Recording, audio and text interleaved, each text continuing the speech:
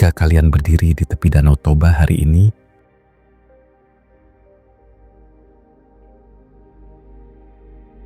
yang kalian lihat adalah ketenangan, air biru yang luas, perbukitan hijau yang memanjakan mata,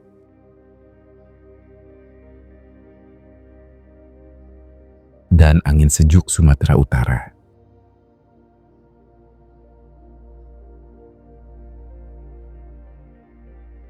Ini adalah salah satu permata wisata Indonesia.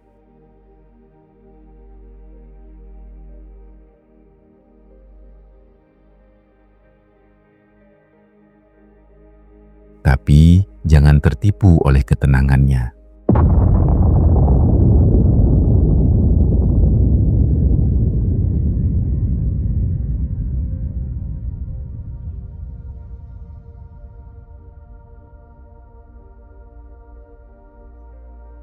Di balik air yang tenang ini, tersembunyi jejak kelam paling brutal dalam sejarah spesies kita.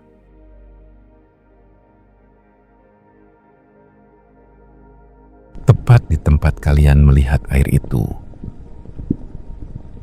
sekitar 74.000 tahun yang lalu,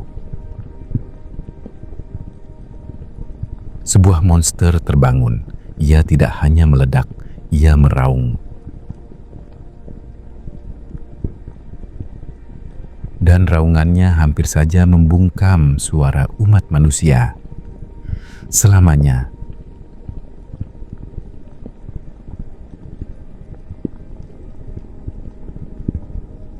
Hari ini kita akan mundur ke masa lalu, ke titik nadir peradaban manusia.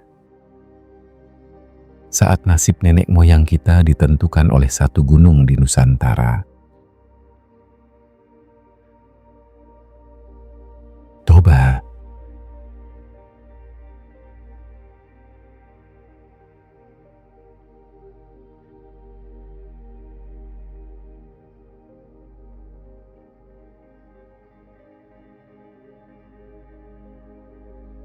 Kita semua tahu letusan Gunung Krakatau tahun 1883. Suaranya terdengar sampai ribuan kilometer.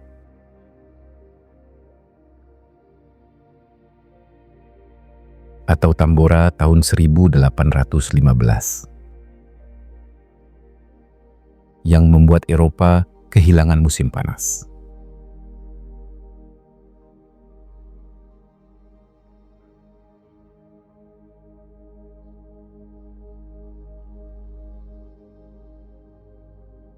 Tapi Toba ada di level yang berbeda.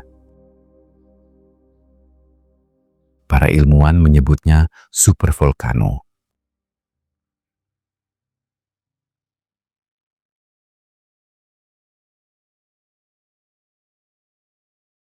Sekitar 74.000 tahun lalu,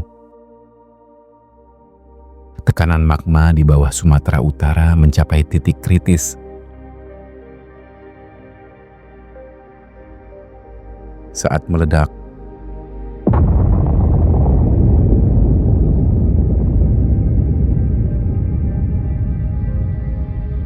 ini bukan letusan gunung biasa.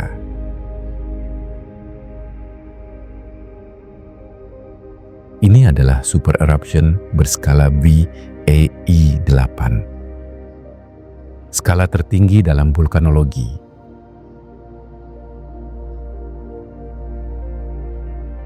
Bayangkan 2.800 km kubik batu, magma, dan abu dimuntahkan ke langit.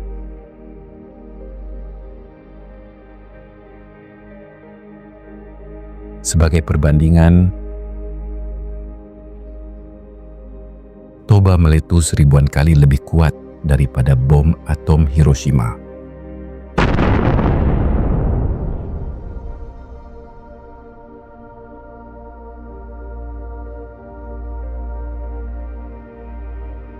Dan puluhan kali lebih besar dari Tambora.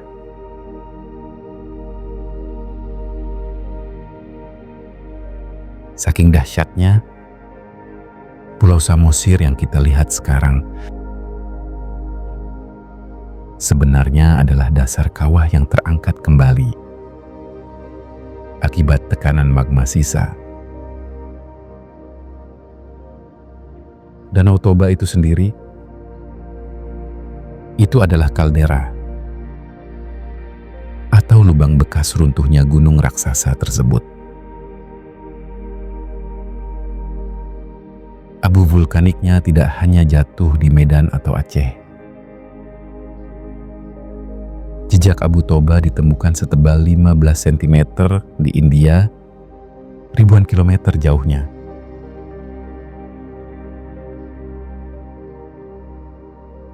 Dan bahkan sampai ke Danau Malawi, di Afrika Timur.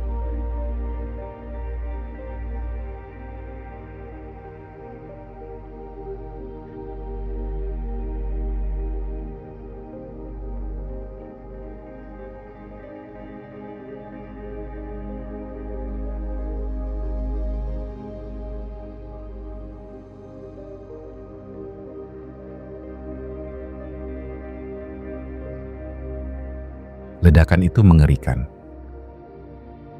Tapi itu baru permulaan. Pembunuh sebenarnya bukanlah api, melainkan dingin. Miliaran ton gas belerang dioksida menyelimuti atmosfer bumi, menciptakan payung raksasa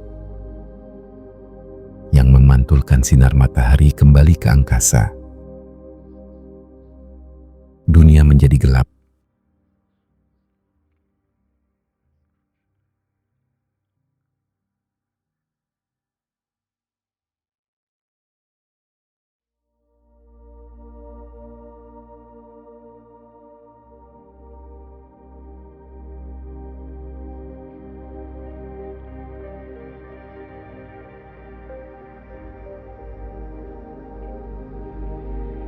Selamat datang di musim dingin vulkanik. Suhu global jatuh drastis.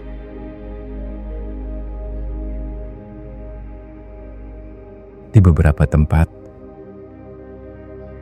suhu turun hingga 15 derajat Celcius.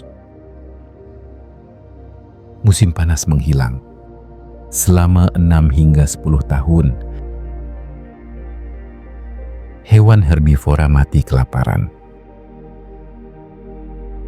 Hewan karnivora mati karena tidak ada mangsa. Rantai makanan hancur, berkeping-keping. Dan di tengah kekacauan ini, ada spesies primata cerdas yang sedang mencoba bertahan hidup.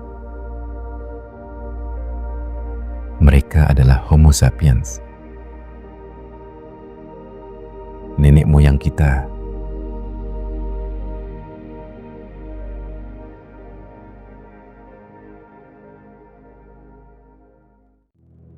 Sebelum Toba meletus, manusia sedang berkembang pesat. Tapi setelah langit menjadi gelap, bumi berubah menjadi penjara es dan kelaparan. Inilah bagian yang paling mengerikan, sekaligus menakjubkan. Para ilmuwan mengajukan teori yang disebut Toba Catastrophe Theory. Bukti genetika menunjukkan sesuatu yang aneh pada DNA kita.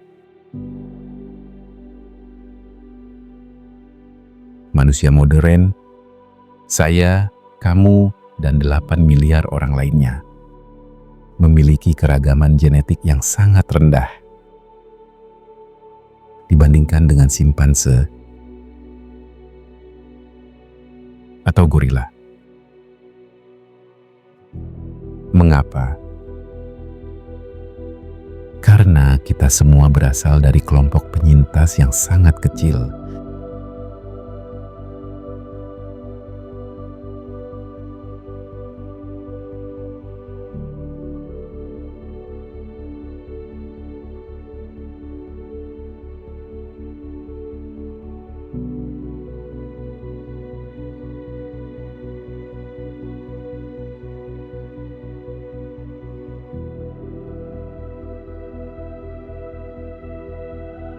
diperkirakan akibat bencana Toba.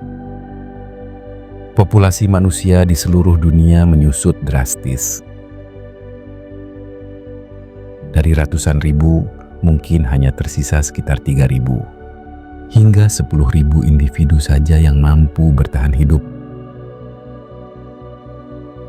Bayangkan, seluruh umat manusia, harapan masa depan peradaban, hanya bergantung pada sekelompok orang yang muat di dalam satu stadion sepak bola kecil.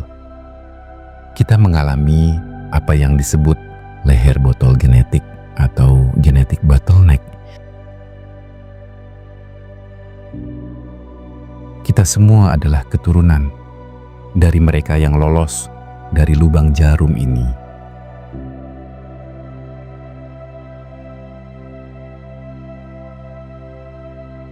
Tapi bencana selalu membawa perubahan. Toba tidak hanya memusnahkan, Toba juga menempa kita. Siapa yang selamat dari kiamat kecil ini? Mereka bukan hanya yang terkuat fisiknya, mereka adalah yang paling pintar dan yang paling bisa bekerja sama dalam kondisi lingkungan yang ekstrim dan sumber daya yang nyaris habis. Manusia yang egois akan mati sendirian. Manusia yang mampu membentuk kelompok, berbagi tugas, menciptakan teknologi berburu baru, dan berkomunikasi dengan lebih baik. Merekalah yang bertahan. Tekanan evolusi ini memaksa otak kita bekerja lebih keras. Beberapa ahli berpendapat bahwa peristiwa ini memicu lonjakan kognitif.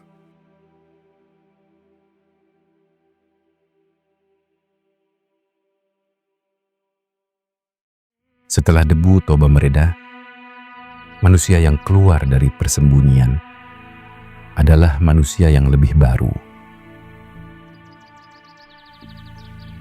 lebih cerdas, lebih sosial, dan siap menaklukkan bumi. Toba mungkin telah menunda migrasi manusia sebentar, tapi ia juga mempersiapkan kita untuk menyebar ke seluruh penjuru dunia dengan kemampuan adaptasi yang luar biasa.